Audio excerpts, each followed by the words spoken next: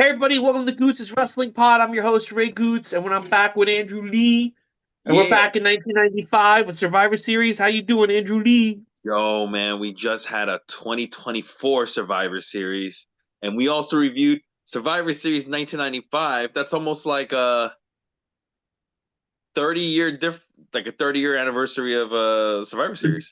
29 years since Survivor Series 1995, which we're going to talk Yeah. about today. Which Survivor Series do you think was better, 1995 or 2024? Oh, this one by far. I did not like 2024 Survivor Series. I watched it live because I was in California with no car, nothing to do. I did not like that show. It was not a good show. Did you watch the 2024 Survivor Series? No, but I'm gonna probably agree with you because ever since we started reviewing these old pay-per-views, I Mm-hmm. cannot stand today's wrestling. It doesn't matter if it's AEW or WWE. It's just like something about today's style of wrestling, like it's just not good. Just like the Well, lack of selling and everything, and just to me, it just mhm. isn't like it just isn't good. It just isn't fun to watch. I'll This tell you these what the. watching these old pay-per-views has ruined Mhm. wrestling for me. It I really mean, has. it's broken. I'll tell you the big problem with the show the Survivor Series 2024.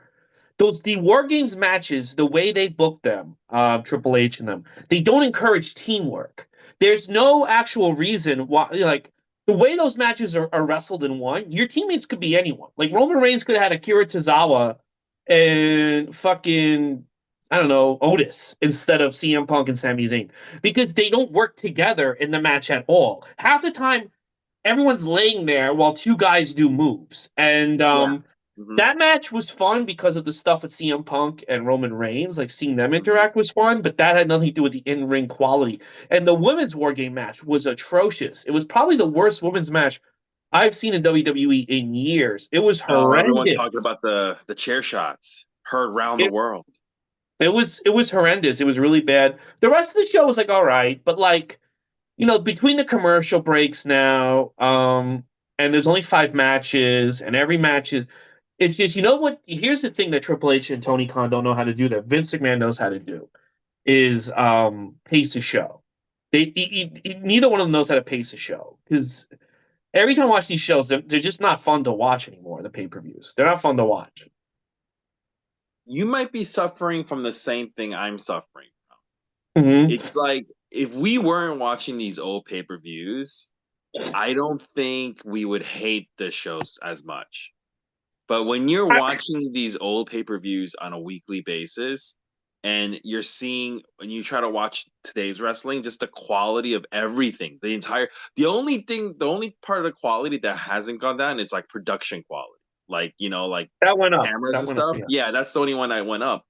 But like everything else has gone down. Storytelling has gone down. The booking has gone down. The wrestling has gone down. The lack of talent that the wrestlers have. And I'm being honest, like back then, the wrestlers they all had like almost like everybody. It feels like everybody had basic mic skills, like basic mic skills, right? Hmm. Yeah. And now it's like some of the people are so fucking wooden when they speak. It just like I'm like, dude, do you not have? Why do you guys talk like this? Why do you guys talk so like phony? It just I don't know. No, everything's gone down. AEW, if you can't talk, you somehow get worse, which I've never seen that anywhere. Yeah. So yeah, so what are we talking about? Fucking We're talking about how when you like oh, everything, yeah, well, this is the thing. It's the problem with AEW is that they don't like. Okay, did you notice a change in this show? Did you notice a shift? Did you notice like this was a better show? um, what do you call it? 1995 some Yeah, Survivor Series. yeah. Yeah, it was good. Yeah, it was better. Yeah, here's the Because thing. this Yeah, this is my thing. I feel like that they would course correct back then. Like they would be like, "Oh, this shit sucks," and then they would make some changes, like the next show, because it'd be like, "No one likes this shit. We got to change it," and that's what I feel like is happening in Survivor Series. At least they're attempting. Um, yeah, that's AEW fair. just won't change. They just won't change. They're going full bore ahead with the Continental Classic. The ratings are going down the toilet. He's not stopping. And if anything, like he's putting important matches on Rampage. Like it's just this like you don't learn, and it kills interest because you would watch Nitro. At least I would, even towards the end. Maybe they're gonna get better. Maybe this is the week they turn around because it was good. And Yeah. and because they would try to get better. They didn't, but they would try.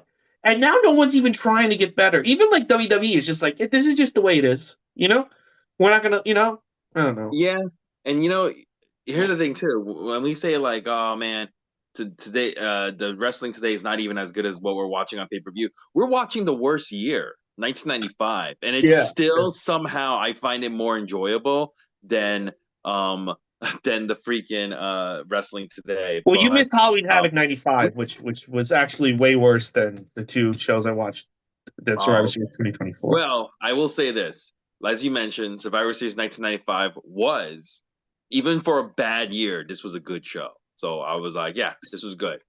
So I Right? asked you if you noticed some changes, and one of the big change is Bill Watts was booking the company around this time.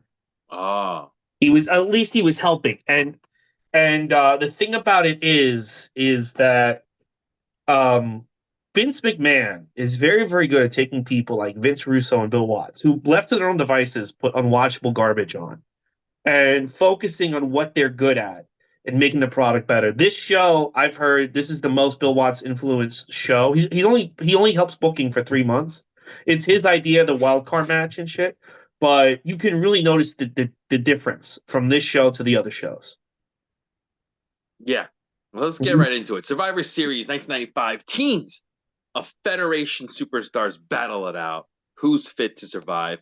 This takes place November 19th, 1995, in Landover, Maryland. 14,500 people are in attendance. 28,000 buys. In comparison, Survivor Series 1994 had 254,000 buys. Survivor Series 1996 has 199,000 buys. So this is not a well drawing pay per view. Even though it's good, out of the three Survivor Series in a row, this is the least drawing one. And I'll Well, show you. because Yeah, most of the shows before this fucking stink. So why would anyone yeah. want to watch this? So in comparison, as well, Halloween Havoc, which took place in October 29th, which is like just like a couple of weeks before this, it drew 120,000 buys. So this Survivor Series is drawing pretty much around the same amount as Halloween Havoc, a WCW show. And the next one also In Your House 4, it draws 100,000 buys, and In Your House 5 is drawing 80,000 buys. So there's a downward trend in 1995 where people are just losing interest in WWF. Well, It's WCW is happening. putting on a better show on Monday nights. Mm-hmm. You can say what you want about Halloween Havoc '95, but the weekly show is just better, and I think people are rapidly losing interest in WWF, even though they try to correct things here on this show, and it is a good show, especially. Um, I don't know. It's just WCW is putting on a better weekly. Their weekly television is better. Yeah, and I think when you're having a better weekly television show, you're building interest for your pay per view, right? Yes. Which is not happening for the WWF. So Mr. By Perfect, by he the actually, way, by the yeah, way, by the way, did you see that Dave Meltzer said if Tony Khan had taken over WCW, it would still be around? Dave Meltzer says a lot of things. Uh, I also, does say a lot of okay, things. he would have. I mean, yes, he would have had the money to keep it going, like no matter what. Like if his father, and I'm wondering, like, wait a minute, he was 20 back then, so why couldn't he have just bought WCW? But if his father said you can actually buy the company from Turner and we can overspend to beat out Vince, yeah, it probably would still WCW would be AEW right now. Just wouldn't have made any money. It would basically be a glorified indie at this point, 20 years later. Yeah. Or no, like a TNA, like a TNA. It It'd would be be just TNA, like yeah. TNA. Yeah. So Mr. Perfect actually starts the show. He gets introduced and he walks out to a good reaction. And then we get the Bret Hart Diesel hype video, which because that's the main event. And then we get the Survivor Series intro. And it is on commentary. It is Vince McMahon with Mr. Perfect and Jim Ross on commentary. It's a good commentary team. There will be no Jerry the King Lawler because he's actually has a match tonight. That's why He is a mess. Perfect is there. Did you see, by the way, Jesse Ventura was announced to be the commentator for Saturday's main event next week? Yes. When is Saturday night's main event going to be? Saturday the 14th. That turned that show into must watch for me. The fact that he's going to be on commentary. Mm-hmm. That's next Saturday. Saturday Mm-hmm. night's main event on NBC, right? Mm-hmm. All right. Just a little thing Jesse like that Ventura makes the show returns to like I have to commentary. watch the show now. Like I have to Oh, watch it. yeah, because now he doesn't have to answer to Vince McMahon, so he's probably going to say whatever he wants. Yeah, and he's good. He's good. I hope Michael Cole and him. I want to be with him and Michael Cole. I don't think he'd be good with anybody else. I hope they just let them cut loose. Because Jesse needs a straight man. Yeah. He needs a straight man. Yeah, and I would say it'll be Michael Cole. You know Let's what go I to our want first. Jesse to, you know what? I'm sorry. I don't mean to. You know what I want Jesse to do? I want him to be all about the heels. Like I want him to be going on how great Kevin Owens is. I want him to go on about Solo Sikoa. I don't want him to do what they do now. It's kind of like this neutral thing with the color commentator. I want him to be like, Cody Rhodes is a cheat and a crook, and Kevin Owens has been rough because the main event is Kevin Owens versus Cody Rhodes that night. So Do you think he's gonna stink? no, Because he hasn't done commentary in like a decade. I don't think he's gonna. He was good. Did you ever see the Battle Royal with him in 2009 with him and Vince doing commentary? Yeah, but on a Raw, it was like one. It was like it wasn't a full episode. It was like one match. That Yeah, doesn't and it was count. the commentary. Their commentary was better than anything else that whole fucking year. So I don't think he's gonna stink. That was a long time ago too. I know, but I think Michael Cole. My only hope is like hopefully he's like watching Raw and SmackDown tonight. You know what I'm saying? Like doing his homework. You're I hope he hoping he doesn't does go his in there homework. blind. He's like, Gorilla, where's Demolition? Yeah, yeah, he's gonna be like, "Yo, who is this Samoan guy? Why are there so many Samoans here? Back in my day, Jimmy Snuka murdered his girlfriend." Let I me tell would you something love about it. Chico Mysterio and his son Dominic Tacos. Gorilla. Yeah. Uh, the flying bird. Oh, Dominic hitting Carlito with the flying burrito. Yeah. Let's get into our first match. By the way, you know what this pay-per-view reminded me of? This Survivor Series 1995. It's like all the people I want to see Mattel make an action figure for. Like we're Yeah. talking like Hakushi, like Rad Ahmed Johnson. Radford. Yeah. The first match is a Survivor Series match. It's 4-on-4, which I always liked way better than 5-on-5. It just goes Yeah. faster when it's 4-on-4. It's Marty Jannetty, Hakushi, Barry Horowitz, and Bob Holly, the underdogs, that's what they're called, versus the Body Donnas, Skip, Rad Rafford with Sonny, and Dr. Tom Pritchard with the 1-2-3 kid who comes out with DiBiase. Razor Ramon, before this match begins, comes out because he's mad. He wants to like attack the kid, but the officials force him back. Tom Pritchard and Marty Jannetty start the match. And Marty Jannetty, he's still popular. He takes out all the heels. Rad Radford, he gets in there with Holly, who just beats the crap out of Rad Radford. And then Hakushi tags in and he gets a good pop from the crowd. Kid tags into some booze and he beats on Hakushi. And the crowd starts chanting for Barry Horowitz. Yeah, that's right. Yeah, you know, my brother. Yeah, I know. They love Barry Horowitz. And then Bob Holly hits a flying body press and he eliminates Dr. Tom Pritchard. But right as soon as he eliminates Pritchard and he gets up to celebrate, Skip rolls him up and Bob Holly is eliminated right away as well.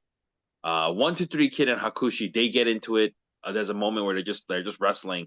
And man, whenever these two guys wrestled, it's like magic. These two guys are 1-2-3 Kid and Hakushi were just like really good together in the ring, you know? Yeah, they're really good. I like it. Yeah. They do show Razor Ramon watching this from the back. The 1-2-3 Kid hits a spin kick on Hakushi in the back of his head for Rad Radford to cover him to eliminate Hakushi. Rad Radford, he beats on Barry Horowitz, but then Skip, he goes, "Hey, do some jumping jacks and shit." So he makes Rad Radford do some exercise, and while he's doing that, Barry Horowitz rolls him up, and Radford is eliminated. 1-2-3 Kid blind tags in. and he hits Horowitz from behind and hits a leg drop to take him out. Um, Razor Ramon is still seen backstage watching from a monitor with the BSK, yo. That's right, the Bone Street Crew. They're all over this shit. Um, Marty Jannetty hits the rocker dropper and skip, and then Perfect says, "That'll break your neck," which Ah! yeah was awesome. Vince McMahon Jr. he gets silent when he said this, and I wonder if he just like gave him this nasty look or He could like what do probably you hit the think? mute button. It was like, don't fucking say that. You son of a bitch." Yeah, yeah, that's true. For those of you guys who don't know, Marty Jannetty broke a jobber's neck for real, legit, with Mhm. that move, and he And had to then go away WWE had to while pay him a ton of money. yeah, exactly. And he lost a lot of money for that. And Mr. Perk saying that was so funny. Sunny, she gets on the ropes and she shakes the ropes when Marty's up on top and makes Marty Jannetty get crossed on the top. But then Marty hits a top rope power bomb on Skip and takes him out. That was a cool move. But then the kid attacks him right away. Marty Jannetty, 1, 2, 3 kid, they go 1-on-1. But then Sid, Justice Psycho Sid comes down and Ted DiBiase distracts the referee for Sid to hang Marty Jannetty on the ropes for 1, 2, 3 kid to get the win. Um, After the match, Razor Ramon is pissed off in the back that 1, 2, 3 kid won, and he starts trashing the monitor, and the BSK cannot control him. I give this opening match a B. It was a lot of fun. I hope you liked it. It was good. It was a match of everyone who should have been bigger. The one thing I didn't like about the match is one. I don't understand because I realize this is like the third person where they join Million Dollar Man. They don't change their look. What is Mm-hmm. the point? Like, it's kind of like Ricky Morton and He don't even change his music. He doesn't even change his music. yeah, I don't understand why you wouldn't change Tatanka's look, why you wouldn't change this kid's look, and he's not doing anything particularly heelish. His facial, he doesn't really change his facial expression. There's like he's just kind of walking out there, Million Dollar Man has to do all the work, and also at this point, I kind of felt like having Ted DiBiase walk out with you was like the kiss of death. Like Good point. everyone Good that point. they put him with failed horribly. Like it didn't do anything for anyone's career at this point. So now it's like ugh, like I don't know. It just because he adds nothing. He adds nothing to the presentation. And but all after that, if you just take it as a pure match, it's really fucking good. I mean, everyone there is a great worker. Even Louis Piccoli. It's a I fun that's match. the It's a one really good opener. that's the one thing I always had a problem with. And even watching back now, I remember when I was a kid I didn't understand it, and I still don't understand it now. I hated that Rad Radford was paired up with the Body Donnas. I never understood that. I mean, well, he wasn't too long. He died. He died soon. But yeah, I get Yeah. it. Yeah, I don't get it. I think they had a plan for him, and then I think everything Luis Piccoli was the drugs got in the way. So you know what I mean? There might have been a plan for that. I think Vince gave up on Skip the moment he met him. I think that they kept him around because of Sonny. He kept putting him with Barry Horowitz and other people because he didn't know what to do with the guy. But I think he was like, well, I gotta keep her around because she's the most gorgeous fucking thing we've ever had here. At that point, obviously, look with Liv Morgan, Rhea Ripley, all that shit. But I think he had no fucking respect for Skip. I think he thought of him as a fucking loser and a failure. So Todd Pettengill, he is with Razor Ramon's Survivor Series teammates. These were all heels, and they all take turns shitting on Razor, going, "Yo, Razor, get your head out of your ass. Don't worry about the kid. Get your focus off the kid. You focus on our match." Because it's like I said, yeah, wild card match. It's Wild gonna card match. be faces and heels all on one team. But not this next match. Match number 2, another Survivor Series match, but it's a women's Survivor Series match. We got Bertha Faye with Harvey Whippleman, Aja Khan, Tomoko Watanabe, and Lioness Azuka is what they call her, but the spelling is Asuka, versus Alundra Blaze, Kyoko Inoue, uh, Saki Hasegawa, and Chaparita Azari. This is almost like Aziz from Ansari. this match is coming from like another. This match is from Planet Meltzer. This is like an AEW match being Yes. transported into 95 WWE, man. Yes. So if you guys are wondering, where did all these Japanese women come from? Well, the reason why they're there is because WWE they started signing a working agreement with All Japan Women's pro wrestling company in Japan. This company, by the way, it's not some just like I don't know, just like makeshift brand new upstart wrestling company. It started in 1968 and it lasted till 2005. This company was there Long, for a long, long long time. lasting, long running. Yeah. Yeah, long lasting company. Aziz Ansari, she starts the match Aziz with Ansari is in the match. yeah, Aziz, He yeah, shows up Aziz from Ansari, Community. yeah. She starts the match with Azuka, who kicks her in the face and then hits like a huge spin move on her. That was like one of the best. Okay, Chaparita Anzari, she's very, very small, even for a woman. Hmm. And Hmm. so it's easy to do stuff to her. And they do this, what do you call it? Azuka does this great, like, is that an airplane spin? Yeah, it's like an airplane spin, Yeah. right? Where you, like, the swing, Hmm. like the Cesaro swing. But it But looked on your great. shoulders. Yeah. Yeah, it looked great. And then Azari, however, returns the favor with a sky twister press. When she lands, her foot freaking hits her in the face. Um, and then Alundra Blaze comes in, hits her shitty German suplex bridge to take out Azuka. Hasegawa comes in and hits a five butterfly suplexes Watanabe in a row. It's nice. It's fantastic. People enjoyed it. They popped for it, and then she hits an exploder on Aja Kong, making Aja Kong like drops Aja Kong right on her head. Aja Kong though backdrop suplexes Hasegawa, and Hasegawa is out. Then Azari tags back in, runs right into Aja Kong, which gets big laughs from the audience because these two, Aja Kong's humongous, and Chaparita Azari is very small. So when these two like you see them in the ring interact, it's actually very interesting to watch. Aja Kong, second turnbuckle splashes Azari out, and then Aja goes one on one with Alondra Blaze, and Kyoko, who looks like an Ultimate Warrior woman. She got the same Ultimate Hmm. Warrior face paint on. Aja Kong just sits down on the Kyoko to take her out. Then Blaze has to go 3-on-1. That's right. She's outnumbered 3 against 1. Blaze and Watanabe have some miscues in the ring. And Blaze hits a stalling pile driver to take Watanabe out. Then Aja Kong and Bertha Faye, they clonk heads and Blaze hits a sloppy looking German bridge suplex to take out Bertha Faye. Bertha Faye leaves super annoyed. She looks super annoyed. As soon as she got covered by Blaze, Bertha just got right back up. Almost He like, you remember probably. when? Do you Yeah. remember Tell me. when? Yeah, do you remember when Austin Aries fought John Morrison in Impact Wrestling in a pay per view? And as soon as the 1, 2, 3 was done, he just like quickly rolled out of the ring like no sewed. That is Hmm. basically what Bertha Faye did here. As soon as she got covered and the 3 count was done, she just quickly got up and like rolled out. She looked super fucking annoyed as she was leaving. Well, the plan was if Alundra Blaze didn't jump to WCW, the plan was for Aja Kong and Alundra Blaze to wrestle for the belt at Royal Rumble, and then even maybe possibly have a match at WrestleMania.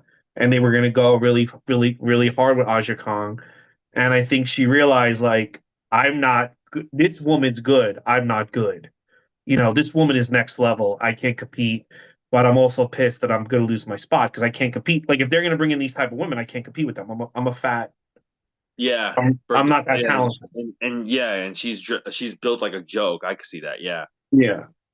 So after that, Alundra Blaze does some unnecessary fucking stuff in the ring, like just like ridiculous stuff. Like I was like, what was she doing? None of it made sense. And then Alundra Blaze goes 1-on-1 with Aja Kong, and Aja Kong hits the spinning back fist to win the match. Um, I gave this a B, and there's some stuff about this I want to talk about. But first off, what is your take on this women's Survivor Series match? I really like it, and again, it proves my point on my point of points that I've always made that it doesn't matter the area you're in. If you have the women doing high impact moves, the crowd gets into it. It happened in Yes. WCW. It happened in '80s WWEF, whatever. It's happened here. No one knows these women from a hole in the wall. I'm sure there's some people like, oh, she can't. Dave Meltzer talked about her. Oh. But like they start hitting each other with like these big moves, and the crowd got invested. And Yes. That's the thing. So I liked it. And it stands out. It stands out from this. I don't understand watching this match. I don't understand why Alundra Blaze did what she did. I don't understand it unless there's something she's leaving out, like the next night Vince was like, touch my penis or something that she's never told anyone. Because in the magazine, they're advertising Aja Kong versus Alundra Blaze at Royal Rumble 96. And she doesn't ever have a match with an opponent as good as Aja Khan for the rest of her career. Like by 95, she's wrestling in scaffold matches with Shane Douglas. Like she's not 95, 2000, 5 years from now. Yeah. So I don't understand why she did what she did, because I kind of think Aja Kong, Alundra Blaze, and then that's like, I think that could have been a possible to steal the show at WrestleMania. Like I really do. She has these claims that Vince wasn't taking the women's division seriously, but it's like, how much more serious do you want? Do you want you and Aja Kong to main event over Shawn Michaels, Bret Hart, or like I think that's pretty serious. I don't know. What do you think? I don't think if those two had a match at WrestleMania, I don't think it would have stole the show. And the reason why is because in this match, the rest of the women really exposed Alundra Blaze. She was the Yeah, worst one in this match. Her yeah. German suplexes are fucking sloppy. They look fucking weak as hell. They're never done right. When she was alone with watch it again if you can, especially in the ending when she gets Mhm. Bertha Faye out of there. She does some shit that you're just like, what is the point of that? It was like stupid, Do goofy shit. It made no sense. Alundra Blaze, she doesn't have it. do I you always think? thought this, and now when I watch it, I was like, yeah, she 100% didn't have it. Do you, wait, go, The keep going. rest Sorry. of the women carried her. Like when Yeah. Bull Nakano carried her, she's not terrible, but you know what she's like? She's like Becky Lynch. No, Becky Lynch is way better than Alundra Blaze. Come on.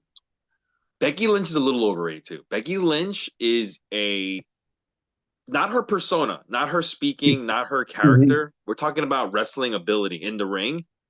Becky Lynch is just like average at best. If you watch some of her matches, she's kind of sometimes sloppy, right? And she's boring.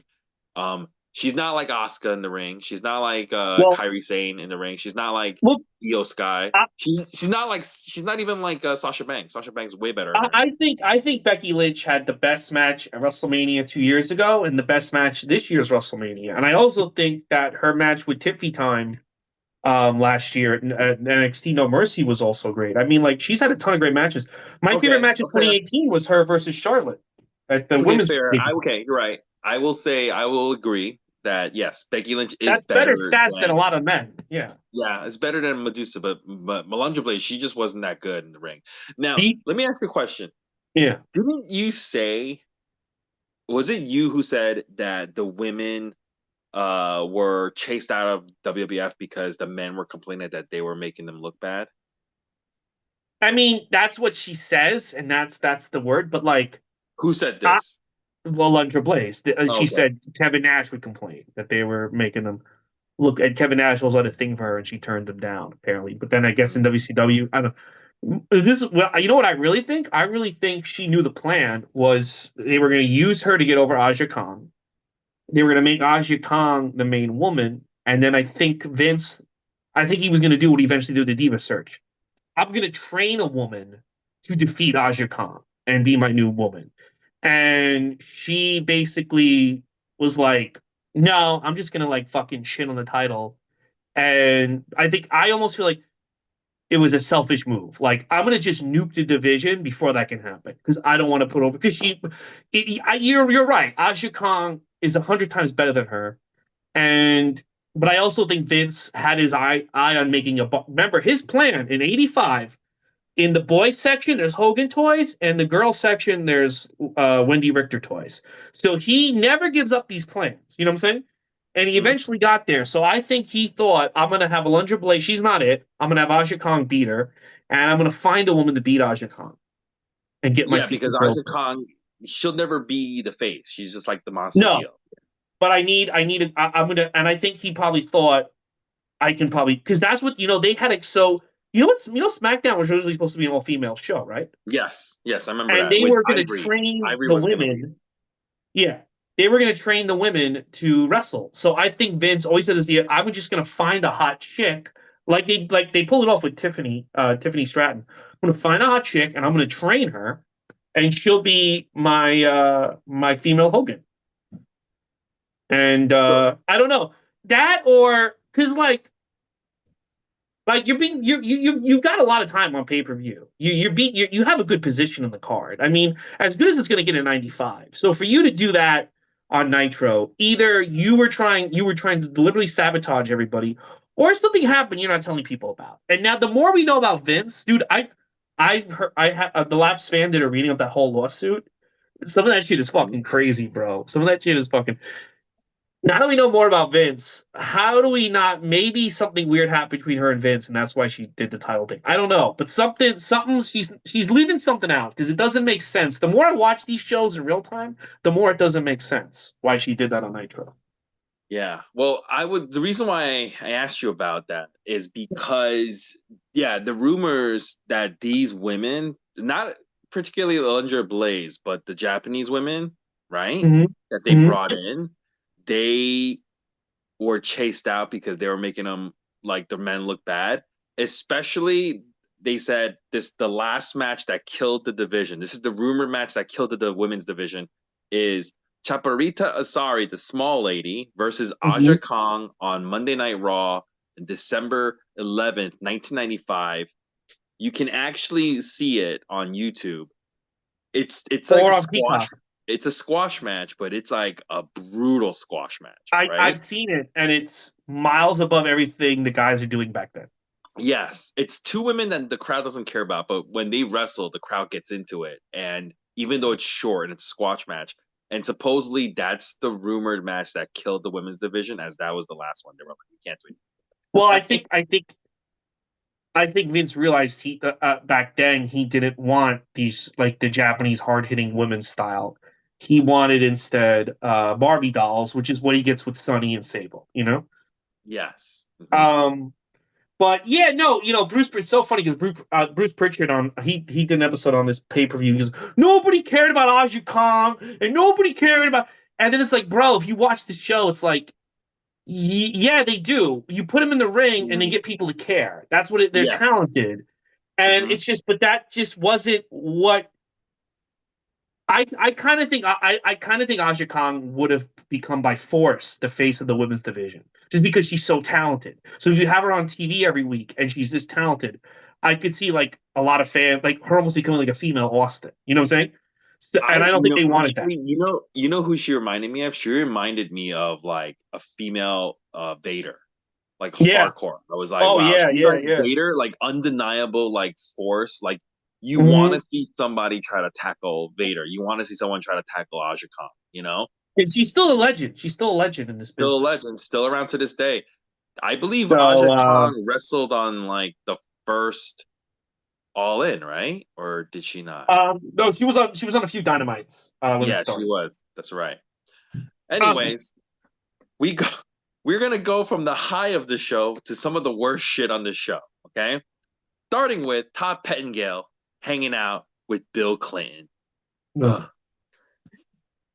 You can totally tell Vince hated Bill Clinton by all these sketches. He did not like Bill Clinton. I Oh mean, yeah, yeah, yeah, yeah. I can see that he didn't like Bill Clinton. That's why he but did the these but the stupid weird thing sketches. is when I Oh, remember I rented this tape in '98, right? And I'm watching it, and I remember everyone liked Bill Clinton. Like there wasn't this like fuck Bill Clinton thing like people have for like Joe Biden or even Obama. Like people like in general, like if they didn't like him, they didn't really. And so when you see this vitriol about Bill Clinton, you're like, where the fuck is this? Like this is like coming from like this is like again Vince doing one of his weird fetish things. Like one of he's letting his real self come out. yeah. Well, this is awful. Hmm. Todd Pettengill asks him about Bam Bam Bigelow, and Bill Clinton here is portrayed like a fucking bumbling idiot. He doesn't know anything, and then he gets scared about fireworks going off. He's like, "Go, get down, get down." This whole it was pointless, but it was set up to lead to our next match, match number 3, Bam Bam Bigelow versus Gold Dust, who gets a very long entrance. Jim Ross says, Gold Dust is a hot topic on America Online right now. I was like, Yeah, that was such, '95 was the first year of the internet. It gave me a good laugh. Um, so Goldust beats on Bam Bam Bigelow most of this match. Bam Bam Bigelow fights back a little bit, but then Goldust hits his running bulldog to win the match. This is a nothing happening match. Goldust still isn't the Goldust that he will need to be to get over. I gave this match a C. This was awful. This was not a good. I This is like average this a lot match. better. Average match. Yeah. I liked it better than the October match with Marty Jannetty, and I'll tell you why. Okay. He basically, once he takes off the rope and the bell rings, he just wrestles like Dustin Rhodes. Now, granted, it's not that great of a match because Bam Bam Bigelow wasn't doing it, but he basically acts like he's Dustin Rhodes in '93, but he just has some dumb shit on his body, you know? And But it just doesn't work though because it's like you're see, you're I you're think it could have supposed worked to more than portray what they that did. character and he's not doing it, you know? No, he's not doing the character at all. He's just basically Yeah. being Dustin Rhodes, beating the Yeah, shit and out of that's why himself. it's not good. I think it could have been good because that was how Doink worked. Is that Doink is a stupid clown, but then you get him in the ring and he's a great wrestler.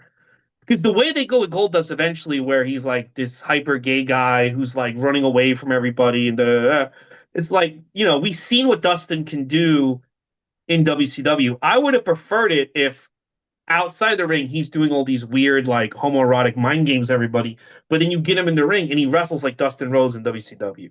I think that would have been more money. Where it's like the minute you think you're gonna wrestle a pansy, and then he's basically a Texas ass kicker in the ring. He's very Maybe. soon he's gonna be running away crying in underwear and being a little pussy and stuff. But I don't know, like I thought it was a much better match than the Marty Jannetty one. It still wasn't that good though. Yeah, it's still an average match at best. It is a C. Mhm. I don't even want. That's all I really need to say about it because I don't want to talk about it anymore. But we're gonna get to an even worse segment somehow. Todd Pettengill, he's back with Bill Clinton, and Is this the he's one where Sonny's with? No, Sonny's not with him yet, right? no Bill Clinton sitting there with Mr. Bob Backlund, Oh. and Mr. Bob Backlund doesn't want to shake his hand, but he starts questioning Bill Clinton. This is like I gave this segment a D minus. This is so unnecessary. It was awful. It was just like It's just why? it's just you remember right? People didn't hate Bill Clinton like they're going No, of on and course on this not. show. No, he did. They No, didn't, dude. They did not hate him. it's just so weird these segments and Yeah. They're they're very so strange. cheesy. They're just so cringy. Oh, it's awful. Hmm. So, anyways, they recap the Undertaker King Mabel feud and how it's happened and how Mabel took Taker out after a massive, leg drop and stuff. This is what's going to lead to our fourth match, another Survivor Series match. The Royals, which is Jerry the King Lawler, his dentist, Dr. Isaac Yankum, Triple H, who's just going by Hunter Hurst Helmsley at this point, and King Mabel with By Sir the way, did Mo. you notice Hunter doesn't even have an entrance? He's just in the ring. Yeah, they're just in the ring. Yeah. I mean, they did that to like the women as well. I I just they're know, but doing it's it. just funny that it's happening to Hunter. It's funny that's happening to Hunter. Like, Yeah, yeah. They yeah, needed time for the fucking Bill Clinton segment, so they couldn't do this shit. um, they're gonna be facing the dark side, which is Savio Vega, Henry Godwin, Fatu Make a Difference, and The Undertaker with Paul Bear. That's right. These are four members of the BSK. I believe this is the only match where Bone Street crew members are actually in a you team know. together, right? Hmm. But It's so funny because like when you see them on camera, you're like, yeah, how the fuck are these four guys friends? Because they yeah, look yeah, it so makes no different. sense. It makes you Yeah, got a Puerto Rican with a hog farmer and a fat Samoan guy. Yeah, it makes no. and And yeah, then teaming up with a and zombie. it's like two rednecks and two street thugs basically hanging out. Oh man, yeah, it's very Yeah. weird. It doesn't make Hmm. any sense. Um, And Savio can Undertaker, barely speak English, so like, yeah, I know. In the beginning, before the match began, Savio Vega and Henry Godwin and Fatu, they all started trying to dance, but it's just kind of funny. Very weird, very odd pairing. Undertaker has a mask on, because his I face like was this look. damaged, This is a great and look for him. I hated this. This match looks so stupid to me. I don't Oh, like this match. I like the mask. It's like a white mask. I don't like that it's white. Well, it's Um, the Phantom of the Opera. yeah, but a worse looking Phantom of the Opera mask. Hey, bro. Well, he's the I guess Phantom. He's the Phantom of the '95 WWF. Yeah, I guess so. But anyway, the mask scares Mabel. Mabel Hasley here has a good look. He has got that mohawk that I really like. You know. Yeah, he's Um, starting to do his own thing, Mabel. yeah.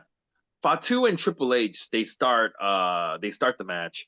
I don't know if you noticed this, but Fatu had some really strange boots on.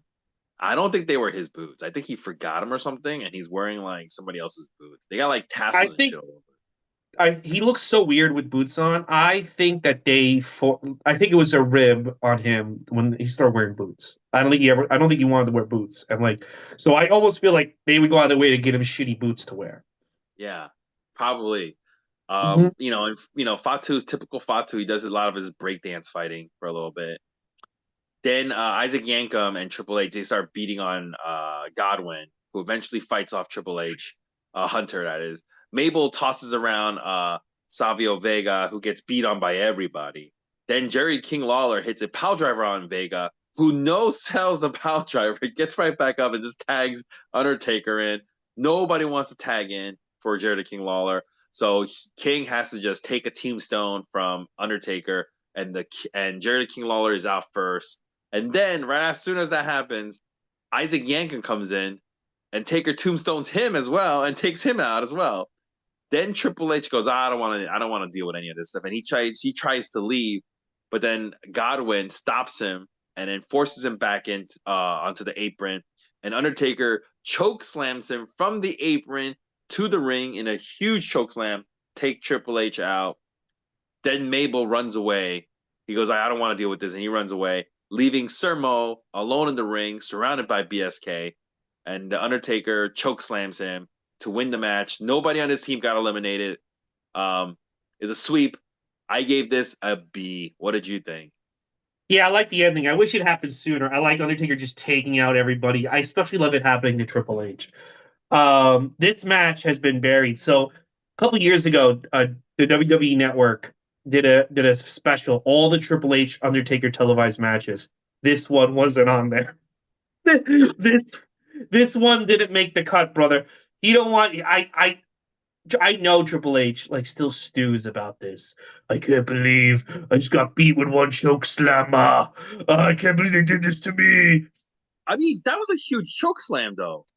I mean, listen, I think that's how Triple H should have lost every match for his whole entire career. But I really enjoyed this match. Sometimes, it would have looked stupid for Undertaker to like beat up fucking Jerry Lawler a little bit, then tag in Henry Godwin, and then it's just Undertaker's just like fuck this, and he just it keeps Undertaker, Yes. which is what sometimes you gotta make sacrifices. And look what happened. Isaac Yankem and Triple H are basically running the government now, so it all worked out.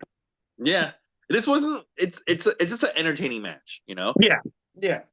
By the way, I just found out that the United Healthcare CEO he was staying at the at the hostel that I used to run a show at. No, the killer was staying at the Oh, the the killer. the CEO was staying Oh at a yeah, hotel the by assassin. He Caroline. was staying there. Ah, that's awesome. That's pretty cool. By the way, another healthcare breaking news. While we've been doing this, another healthcare CEO was murdered. Really? Yeah. No, no, no. You're just fucking around. No, I swear to God, there's some. They got. I don't know the details because we're recording this podcast, but I got sent a newspaper from Allison Clint. They got another CEO. No, I don't think so. That's Google it real quick if you don't believe me. You're like Hunter Hearst Helmsley here. yeah. God, Andrew Lee, bro. All Maybe right, it was let's the get Bill back to this. I gotta maybe get it's the back to Bill this. Clinton impersonator doing killing Yeah. everyone. um. Anyways, Bret Hart, my man Bret Hart, he does a promo on Diesel, which ends with the truck stops here. You know what I like about Bret? I know when people say he's not a good promo, but if you watch his WWF promos, he does do a lot of puns for Yeah. his opponents. Like I always think that's very funny. I Um, mean, I like his promo. I like his promos too. They're not bad. Yeah. he's feeling good tonight because he's gonna get the title back. So So then Diesel, he cuts a promo and he says, I don't even care about Bret Hart. I gotta get through Bret Hart to get to Davey. So his mind, he's already thinking he's gonna beat Bret Hart. He just wants to focus on Davey Boy Smith. Todd He Pettengill, could you have know, had his he's brother. with these heels. And Jim Cornette says, Davey's going to win. You don't have to worry. Ted DiBiase looks annoyed and he says, nobody crosses me, okay? And then as this is happening, Shawn Michaels and Ahmed Johnson, they interrupt and they talk about, hey, we're in the wild card match. We're in this match too, and it's going to be a wild night. Ahmed Johnson is another person I want to see a figure for. I don't care if he's an asshole. I do not care. Let me tell you something about Ahmed Johnson in this match, man. Yeah. This fucking guy walked in having it in spades, and he eventually loses it around like the 2 years from now. But man, does this is this guy like a superstar ready to go? His mannerisms, the way he reacts to Sean. There's the moment him and Sean also are really good together, and I would have had them as friends on TV a lot longer than they did. But man, he's another guy, by the way, Bill Watts discovered. He's ready to fucking go, bro. Bill He Watts discovered Ahmed Johnson. Yeah. Wow. Dude, he's like it's like this guy came out of like a place that builds wrestlers and he just walked out and he's like, I'm ready. And man, Yeah, they he should looks have like. Yeah, go ahead. Sorry. they should have went with I've never seen someone start off like I'm a star and degrade into a fucking loser like this guy. Because he's ready for the belt right here, right now. Drop all your plans, give everything to Ahmed Johnson. He like I was watching this wild card match and I'm like, this fucking guy had it right off the bat. I mean, I think this is like his third match in the company on TV. Yeah, and like I get it. He ruined himself, right? Mhm. Ultimately, right? But like I don't care what he's like personality. I don't care what he's like backstage. I just want to see a figure of him. I would Like have, I don't yeah. care. I kind Um, of, I would have jumped. I would have gave like for. I would have had him seeing this performance, if I'm Vince McMahon, I would have gave him a marquee. I'm not saying like he's like in some weird like 6 man tag. I think at WrestleMania, I would have gave him a marquee match. Like I would have had him dethrone like the IC champ at that show. That's what I would have done. But okay, so let's get into this. This is match number 5. It is the wild card Survivor Series match. We got Yokozuna and Owen Hart, which makes sense because they're tag team partners, with Dean Douglas, which also makes sense because he's a heel, and with Razor Ramon. Ooh, that's a little Mhm. weird. They come down with Mr. Fuji versus Davey Boy Smith, Psycho Sid, which makes sense. But then Ahmed Johnson, who's making his pay per view debut tonight. I mean, in this pay per view, and Shawn Mhm. Michaels with Jim Cornette and Ted DiBiase on the ringside. So Owen Hart, Shawn Michaels, they start the match, and then Shawn Michaels spanks Jim Cornette on the outside with his own racket. But then Owen Hart gets him back in the ring and hits a beautiful belly to belly suplex. Then Dean Douglas and Shawn Michaels they get into it in the Dude, match. their brief time in the ring, they had a lot of chemistry, man. Yes, it's so funny you wrote that because I just said that because that's actually what I wrote. They wrote they had good chemistry together. You're I right. don't It understand why wasn't someone it doesn't wasn't want a to work with lot. this guy. Yeah, it wasn't a lot, but in that moment when you know what it was? It was like 1, 2, 3 Kid and Akushi. You just had great chemistry. You're like, I want to see a You know what it match was with this like? guy. You know what it's like? It's like this alternate world where Austin and Rock only fight each other for 12 seconds, and then the Rock goes to like WCW and he never goes. Like it's like, oh, these guys were meant to be rivals, and it Yes. never. And I don't understand what Shawn Michaels' problem with. Maybe he realized this guy's gonna eventually overshadow me if I show him love. I don't know. Yeah, it's weird. It's weird how Shawn Michaels didn't want to work with him because like they had such good chemistry He together. would have been the perfect like foil for this guy in '96 and '97.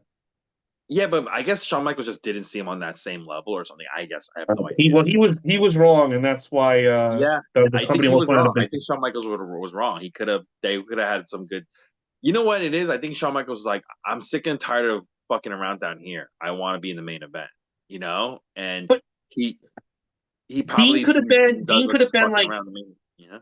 Dean could have been like like his. I think it could have been a rivalry. I don't know. Maybe I just thought when they're in the ring together in this match, I was like, this is some good fucking wrestling. You Yeah, know? it was. It was.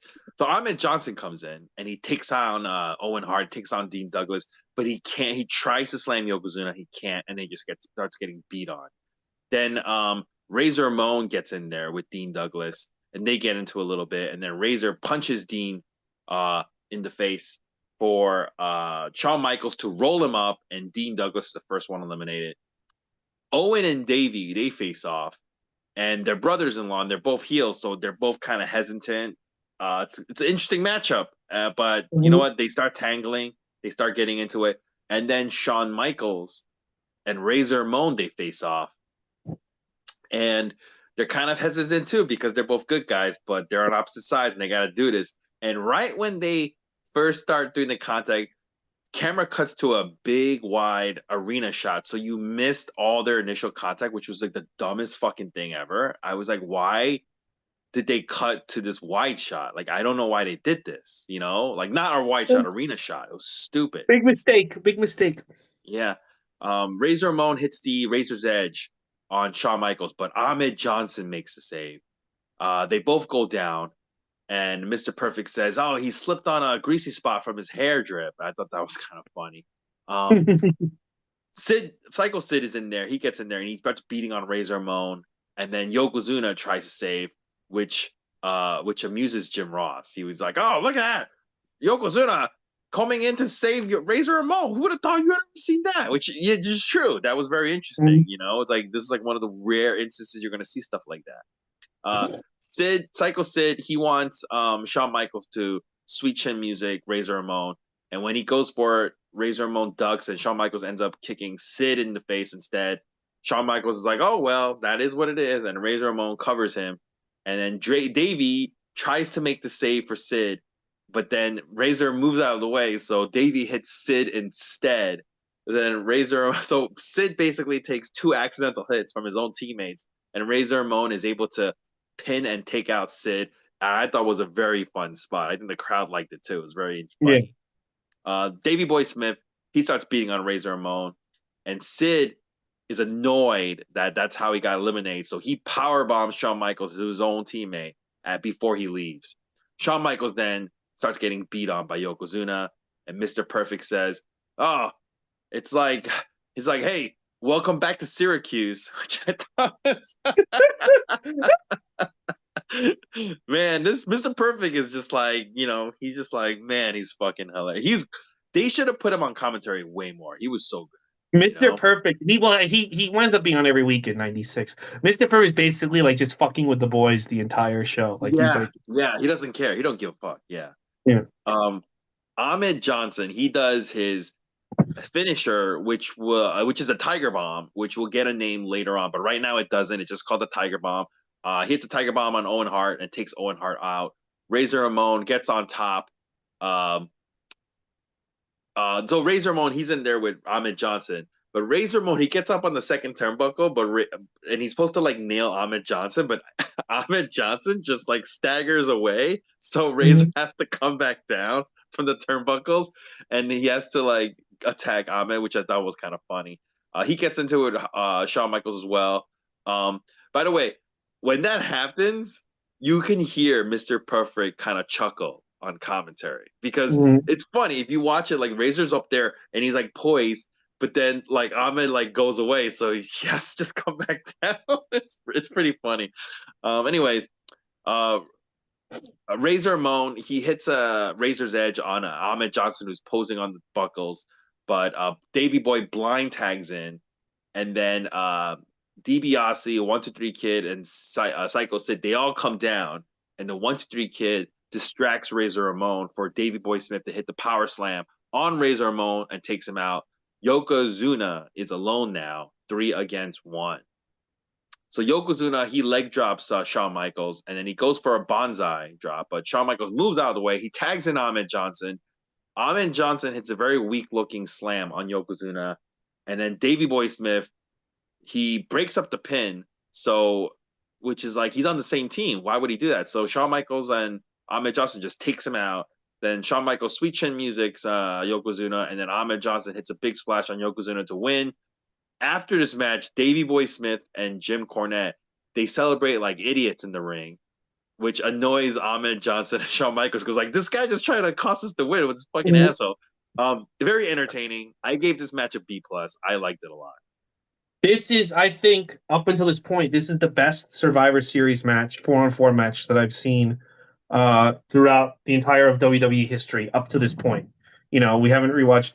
I really liked it. You know what? I also appreciated after watching the War Games matches, where this sense of teamwork, this sense of that these guys have to work together to Yeah. achieve a goal. And the wrestlers constantly are using the theme of teamwork into the spots. They're not doing isolated spots while everyone else lie. Nowadays they just have everybody lie on the ground like fucking idiots while Yeah. I don't know, while Until Shawn until it's Michaels. their turn. Until it's their turn for their spot. Yeah. Exactly. But instead, like these eight guys are constantly involved in the story of the match. Doesn't matter if one guy's on the apron.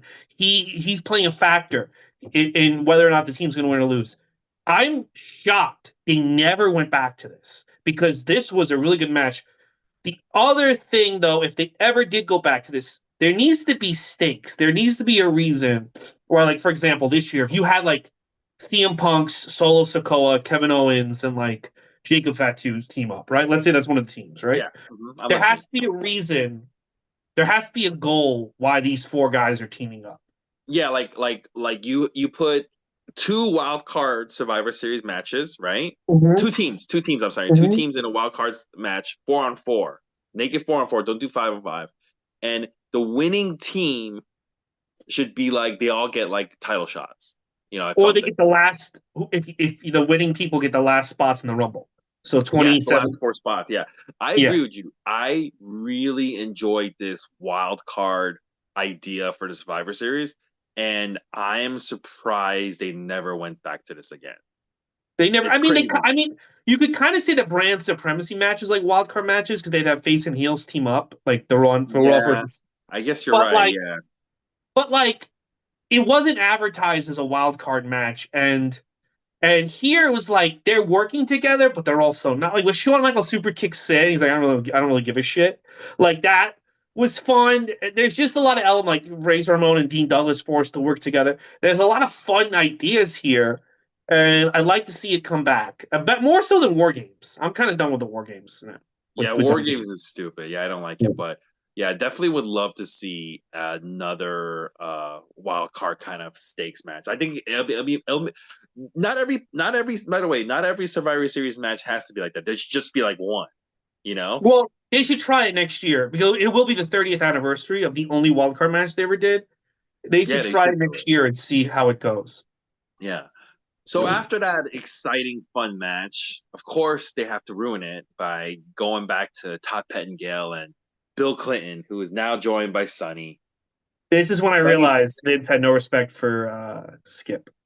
yeah. This So segment. Sonny is sitting on his lap and Bill Clinton, he's like, "Oh, I love Sonny's match." Get it? And he's like pouring popcorn down her cleavage and he's just like there's lots of innuendos. It's stupid.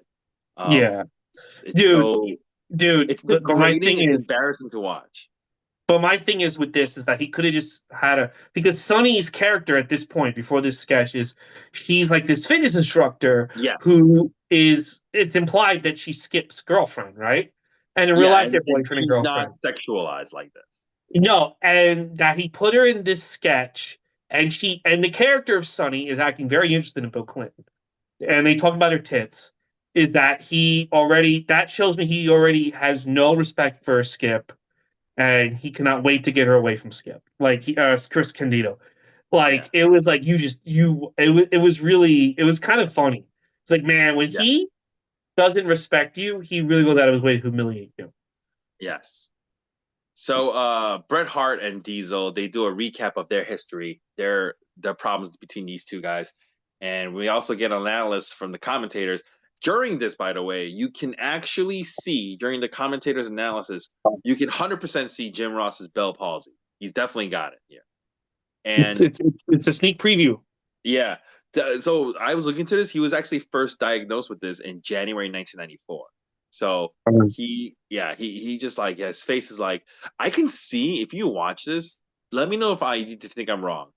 It looks like Vince McMahon looks like Junior is annoyed when he has to stare at Jim Ross.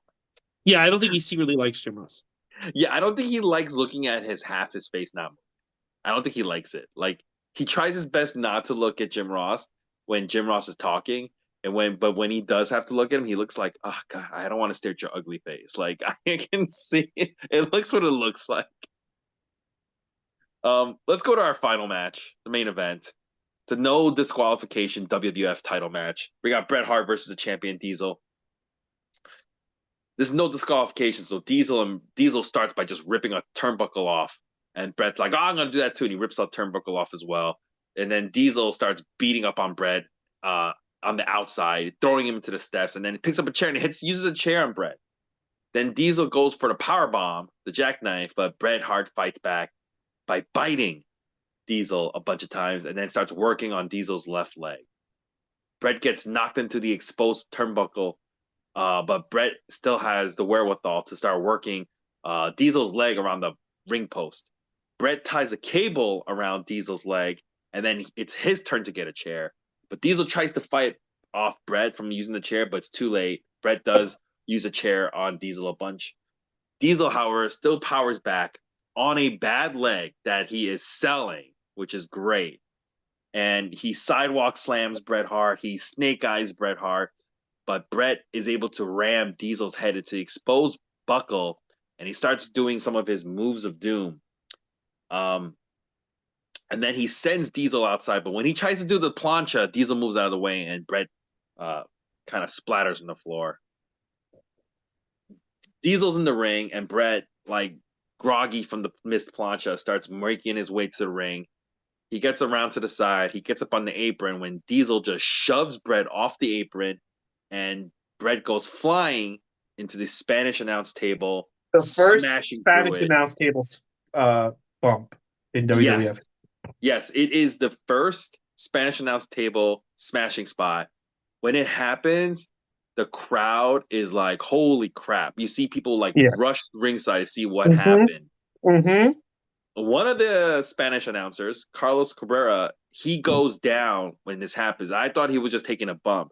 No, he got a legit knee injury. If you watch it, his like left knee gets smashed by Bret, and he Mm. goes down, and he says he's gonna have knee problems for the rest of basically his life after that. Well, that's But what you it's get. cool.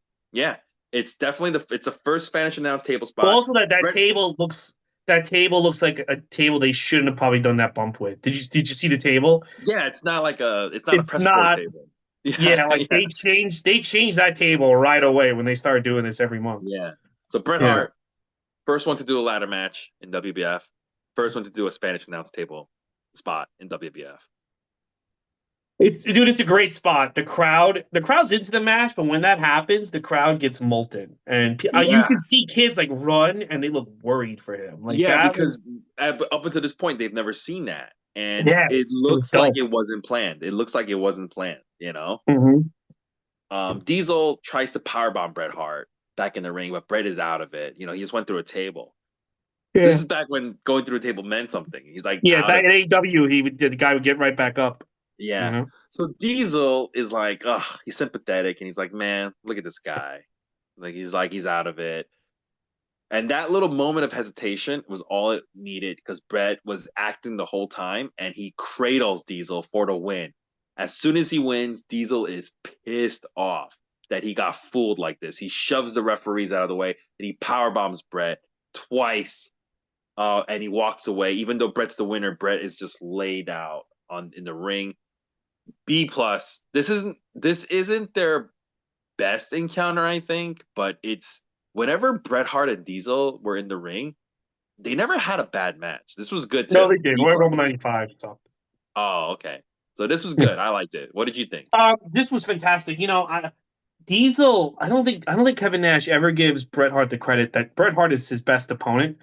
Bret No, Hart he did. does. He does on his Oh, he podcast. He does. he Okay. says he loved working with Bret Hart. Yeah. Bret Hart does so much more to help to make this guy look good over his supposed best friend Shawn Michaels.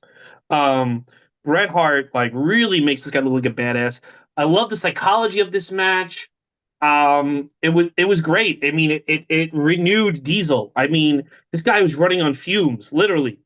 He was running on fumes. I mean, I hate to use a car analogy, but he was. And then this match happens, and you know he's more over losing the belt because of the way Bret Hart gives him the match than he was walking in with the belt, and that's Yes, what you want. I was gonna And say that. Like Diesel may have lost, but he was the only one who walked out.